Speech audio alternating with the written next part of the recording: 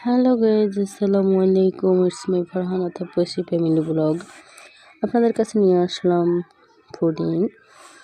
পুডিংয়ের জন্য আমি এখানে 16টা ডিম রাখলাম। তারপরে ডিমগুলো সব ফাটিয়ে নিয়ে এখন আমি এগুলোকে গুটে নেব।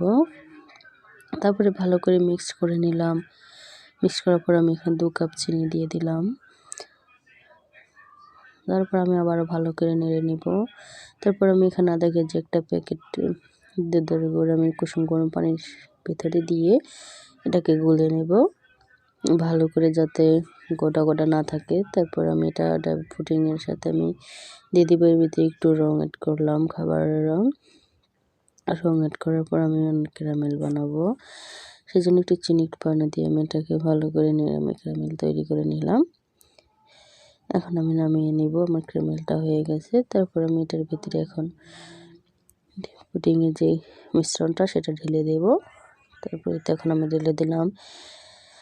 আমি এদিকে রাইস কুকারে বসিয়ে দিব এটাকে এখন।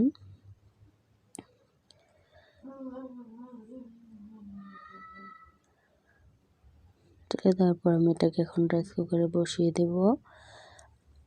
বসানোর পরে আমি 1 থেকে 1.5 ঘন্টা আমি পরে এটাকে আমি নিব।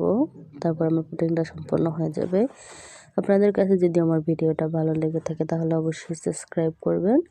তারপরেই তো আমার পুডিং হয়ে গেছে। এখন আমার পুডিংয়ের ফাইনাল লুক। তারপর আমি এটাকে পিস পিস করে কেটে ফ্রিজে রেখে দিলাম।